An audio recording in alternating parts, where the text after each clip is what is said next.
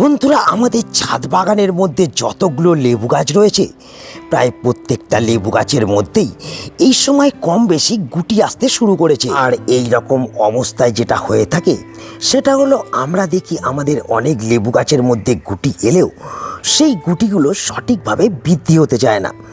গাছের মধ্যে থাকা গুটিগুলো একটা একটা করে কিন্তু হলুদ হয়ে গাছ থেকে ঝরে যেতে আরম্ভ করে। তোমাদের প্রথমেই আমি আমার এই লেবু গাছটাকে দেখাই। তোমরা দেখতে পাচ্ছ এই লেবু গাছটাকে কিন্তু আমি তোমাদের আগেও দেখিয়েছিলাম এবং তোমরা দেখেছিলে লেবু গাছটার মধ্যে কিন্তু শয়ে শয়ে ফুল এসেছিল এবং সেই ফুলগুলো গুটিতেও পরিণত হয়েছিল।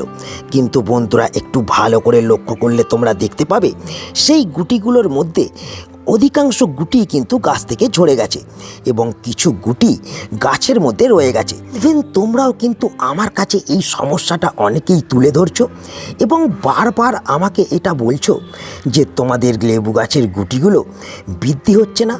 অনেক গুটি গাছ থেকে কিন্তু অনায়াসে একটা একটা করে ঝরে পড়ছে, ফলে গাছগুলো আবার পুনরায় কিন্তু ফলবিহীন হয়ে যাচ্ছে। তো এবার প্রশ্ন হচ্ছে, আমরা কিভাবে এই কাজটাকে করব? লেবু গাছের মধ্যে আসা গুটিগুলোকে কিভাবে আমরা বৃদ্ধি করব?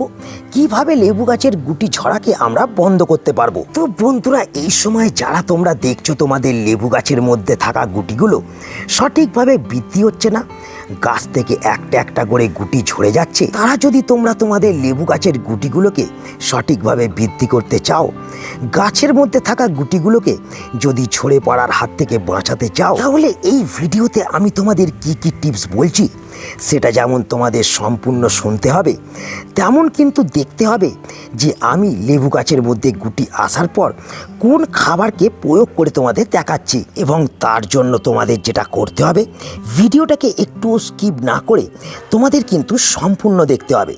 এবং যারা এখনও চ্যানেলটাকে সাবস্ক্রাইব করে রাখুনি তারা অবশ্যই কিন্তু চ্যানেলটাকে সাবস্ক্রাইব করে নেবে। বন্ধুরা, আমার এই যে লেবু গাছটাকে তোমরা দেখছো এবং এই যে লেবু গাছটাকে দেখছো, এই দুটো লেবু গাছের মধ্যেই কিন্তু প্রচুর পরিমাণে ফুল এসেছিল এবং সেই ফুলগুলো থেকে অধিকাংশই কিন্তু গুটিতে পরিণত হয়েছে এবং সেই গুটিগুলো একটাও কিন্তু ঝরে পড়েনি। এই দুটো লেবু গাছের মধ্যে প্রত্যেকটা গুটিই কিন্তু আছে, যেটা আমি তোমাদের আগেই দেখালাম। কিন্তু বিকল্প হিসেবে এই যে লেবু গাছটাকে তোমাদের দেখালাম, এই লেবু গাছের মধ্যে প্রচুর পরিমাণে ফুল এলেও এবং গুটি সেট হলেও সেই ফুল এবং গুটি অধিকাংশই কিন্তু ঝরে গেছে। কিন্তু তার সত্ত্বেও আমি কিন্তু এই গাছের পরিচর্যাকে বন্ধ করিনি। সঠিক পরিচর্যার ফলে তোমরা দেখতে পাচ্ছ আবার কিন্তু গাছের মধ্যে নতুন করে ফুল আসতে শুরু করেছে এবং গাছের মধ্যে নতুন নতুন ডালপালাও বৃদ্ধি হচ্ছে। তো তোমরাও যদি চাও তোমাদের ফুল না আসা এবং ফুল ঝরে যাওয়া গাছের মধ্যে এখন পুনরায় ফুলকে আনতে এবং সেই ফুলগুলোকে ঝরে পড়ার হাত থেকে বাঁচাতে এবং তার সঙ্গে সঙ্গে যে সমস্ত লেবু গাছের মধ্যে তোমাদের গুটি ঝরে পড়ার সমস্যা লক্ষ্য করা যাচ্ছে সেই সমস্যাকে চিরতরে গাছ থেকে দূর করতে, তাহলে প্রথম যে কাজটাকে তোমাদের লেবু গাছের মধ্যে করতে হবে সেটা হলো বন্ধুরা, যে সমস্ত লেবু গাছের মধ্যে এখনো পর্যন্ত তোমাদের ফুল আসেনি বা একবার ফুল আসার পর সেই ফুলগুলো গাছ থেকে ঝরে গেছে, বা তোমাদের যে সমস্ত লেবু গাছের মধ্যে এখন গুটি সেট হলেও সেই গুটিগুলো দেখতে পাচ্ছ গাছ থেকে একটা একটা করে ঝরে যাচ্ছে, সেই সমস্ত গাছগুলোকে তোমাদের প্রথমেই যেটা করতে হবে, ছাদ বাগানের এমন অংশে রাখতে হবে যে অংশের মধ্যে কমসে কম 6 থেকে 7 ঘন্টা রোদ থাকে। আর আমাদের লেবু গাছগুলোকে আমরা যদি 6 থেকে 7 ঘন্টা রোদযুক্ত স্থানের মধ্যে সব সময় রাখতে পারি, তাহলে কিন্তু এই সমস্ত সমস্যার সমাধান আমরা কিন্তু অনায়াসেই করতে পারবো। কারণ বন্ধুরা, আমাদের লেবু গাছ রোদকে কিন্তু ভীষণভাবে পছন্দ করে, আর সঠিক মাত্রায় রোদ যদি শুরু থেকেই আমাদের লেবু গাছগুলো পেতে থাকে, তাহলে কিন্তু লেবু গাছের মধ্যে অবশ্যই ফুল আসবে। লেবু গাছের ফুল গাছ থেকে ঝরে যাবে না, গাছের মধ্যে গুটি সেট হলেও সেই গুটিগুলো গাছের মধ্যেই রয়ে যাবে, কোনো গুটিও গাছ থেকে কিন্তু ঝরে যাবে না। বন্ধুরা, আমাদের লেবু গাছের মধ্যে ফুল আসা থেকে শুরু করে এই রকম গুটি সেট হওয়া পর্যন্ত এবং গুটি সেট হওয়া থেকে সেই গুটিগুলো লেবুতে পরিণত করা পর্যন্ত আমাদের যে বিষয়টার উপর নজর রাখতে হয় সেটা হলো জল প্রয়োগ। আর এই জল প্রয়োগের মাধ্যমেই আমরা কিন্তু গাছের মধ্যে সঠিক মাত্রায় ফুলকে আনতে পারি এবং সেই ফুল থেকে আমরা কিন্তু গুটিতেও পরিণত করতে পারি এবং সেই গুটিগুলোকে লেবুতেও আমরা পরিণত করতে পারি। আর এই কাজটার তারতম্য যখনই আমরা করে ফেলি তখনই কিন্তু আমরা দেখি গাছের মধ্যে ফুল আসতে চায় না, গাছের মধ্যে ফুল এলেও সেই ফুলগুলো গাছের মধ্যে টেকে না, যদিও বা গাছের মধ্যে এই রকম গুটি সেট হয় সেই গুটিগুলো গাছের মধ্যে থাকে না, গাছ থেকে ঝরে পড়তে আরম্ভ করে। তো এক্ষেত্রে আমাদের কিভাবে কখন জল প্রয়োগ করতে হবে সেটা কিন্তু অবশ্যই আমাদের মাথায় রাখতে হবে। শুরুতেই আমরা যে সমস্ত লেবু গাছের মধ্যে ফুলকে আনতে চাইছি সেই সমস্ত লেবু গাছের মধ্যে আমাদের কিন্তু একটু কম কম জলকে প্রয়োগ করতে হবে। তোমরা দেখতে পাচ্ছ আমি কিন্তু আমার এই লেবু গাছের মধ্যে কম কম এখনো পর্যন্ত জলকে প্রয়োগ করছি এবং তার ফলেই দেখতে পাচ্ছ আবার কিন্তু আমার গাছের মধ্যে ফুল আসতে কিন্তু শুরু করেছে। কিন্তু যে সমস্ত লেবু গাছের মধ্যে অলরেডি ফুল এসে গেছে এবং যে সমস্ত লেবু গাছের মধ্যে এই রকম গুটি সেট হতে আরম্ভ হয়ে গেছে সেই সমস্ত লেবু গাছের মধ্যে কিন্তু জলকে সঠিক মাত্রায় প্রয়োগ করতে হবে, মানে গাছের মাটিকে ময়েশ্চার রাখতে হবে। আমরা যদি লেবু গাছের মধ্যে ফুল আসার পর বা গুটি সেট হওয়ার পর গাছের মাটিকে শুকিয়ে ফেলি বা গাছের মধ্যে কম কম জলকে প্রয়োগ করি সেক্ষেত্রে গাছের মধ্যে আসা ফুলগুলো যেমন ঝরে যাবে তেমন এই যে গুটি দেখতে পাচ্ছ সেই গুটিগুলোও কিন্তু গাছ থেকে হলুদ হয়ে ঝরে যাবে, একটাও ফুল বা গুটি গাছের মধ্যে কিন্তু কখনোই থাকবে না। তাই আমাদের এই বিষয়টাকে ভালোভাবে মাথায় রাখতে হবে। ফুল আনার জন্য আমরা কম জল প্রয়োগ করব এবং তার সঙ্গে সঙ্গে ফুল এসে গেলে বা সেই ফুল থেকে গুটি সেট হয়ে গেলে গাছের মাটিকে আমরা কিন্তু সব সময় ময়েশ্চার রাখবো। বন্ধুরা তোমরা দেখতে পাচ্ছ আমি কিন্তু আমার লেবু গাছের মধ্যে একটা দ্রবণকে স্প্রে করছি। দেখো আমি কিন্তু আমার পুরো লেবু গাছটার মধ্যে এই দ্রবণটাকে স্প্রে করে দিচ্ছি। আর এই দ্রবণটা কি বলো তো? এই দ্রবণটা হলো বন্ধুরা ফাঙ্গিসাইড মিশ্রিত জল। আর 3 নম্বর কাজ হিসেবে আমাদের লেবু গাছের মধ্যে এই দ্রবণকে মানে এই ফাঙ্গিসাইড মিশ্রিত জলকে ভালোভাবে কিন্তু স্প্রে করতে হবে। আর এটা করতে হবে আমাদের প্রত্যেক 7 দিন অন্তর অন্তর একবার করে।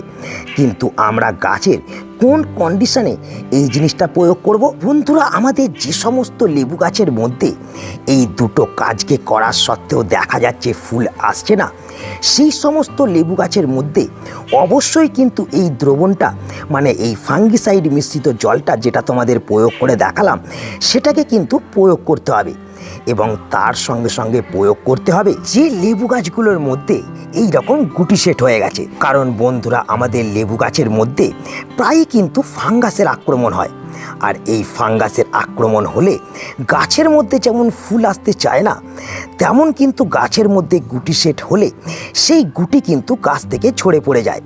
তাই এই কাজটাকে যদি আমরা করি তাহলে কিন্তু আমাদের লেবু গাছের মধ্যে যেমন ফুল আসবে তেমন কিন্তু গাছের মধ্যে আসা গুটিগুলো গাছ থেকে কিন্তু ঝরে যাবে না।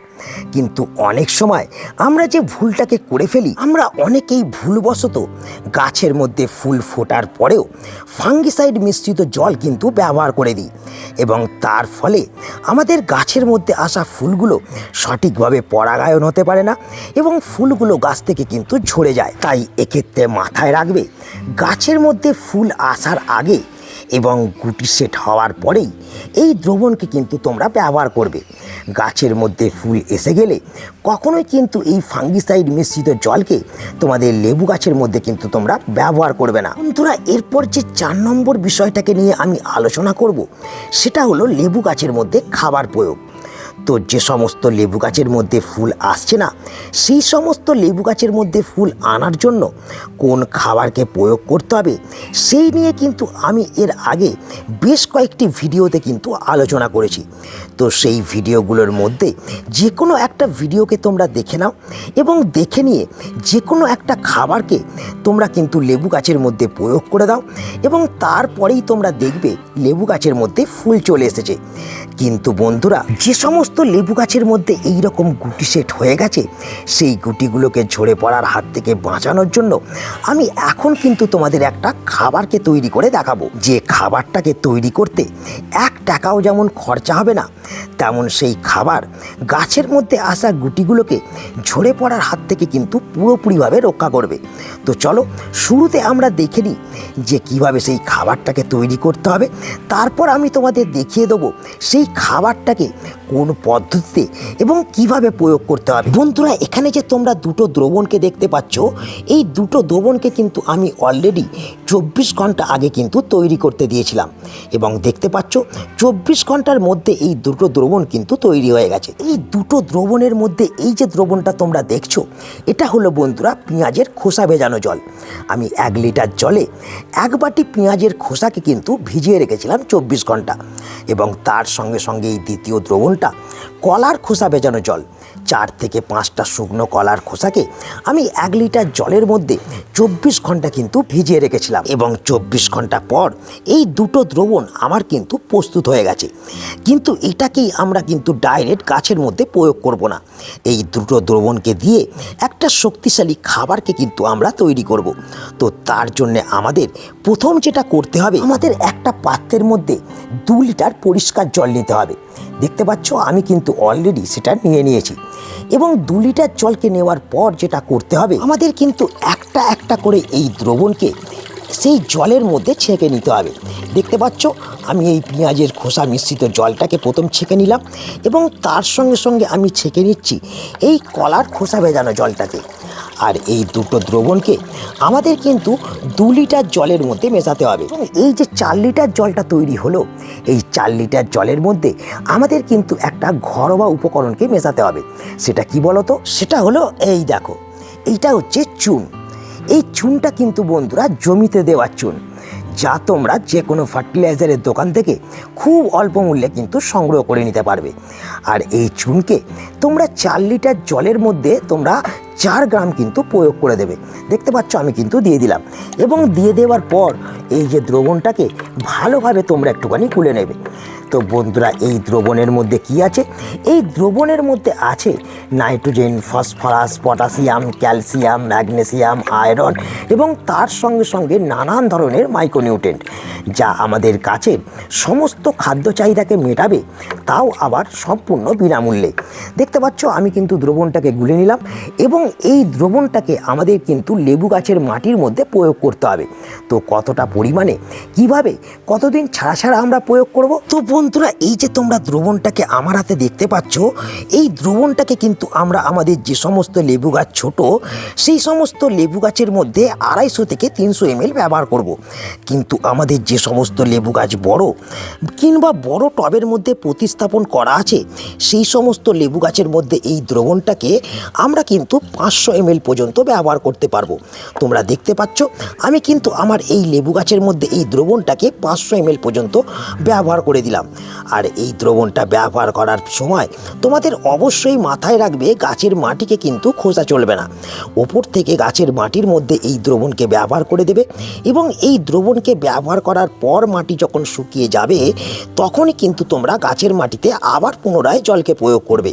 তারপরেই কিন্তু তোমরা রেজাল্ট হাতে নাতে দেখতে পাবে। বন্ধুরা, এতক্ষণ ধরে যে 4টে টিপসকে আমি তোমাদেরকে বললাম তোমাদের লেবু গাছের মধ্যে ফুলকে আনার জন্য এবং লেবু গাছের মধ্যে আসা এই গুটিগুলোকে ঝরে পড়ার হাত থেকে বাঁচানোর জন্য, সেই টিপসগুলো কিন্তু অবশ্যই তোমাদের লেবু গাছের মধ্যে অ্যাপ্লাই করবে এবং কেমন রেজাল্ট পাচ্ছ অবশ্যই তোমাদের সেই গুরুত্বপূর্ণ মতামতটা আমার কমেন্ট বক্সে জানাবে। তো তাই আজ এই ভিডিওটাকে এখানেই আমি শেষ করছি। আশা করি এই ভিডিওটা তোমাদের সকলের কাজে লেগেছে। যদি ভিডিওটা তোমাদের একটু কাজের মনে হয়, তাহলে অবশ্যই কিন্তু ভিডিওটাকে একটা লাইক করে দেবে, তোমাদের বন্ধুদের কাছে শেয়ার করে দেবে এবং যারা এখনও চ্যানেলকে সাবস্ক্রাইব করোনি, তারা অবশ্যই কিন্তু চ্যানেলকে সাবস্ক্রাইব করে নেবে। তো দেখা হচ্ছে আবার একটা নতুন ভিডিওতে। সকলে ভালো থেকো। নমস্কার।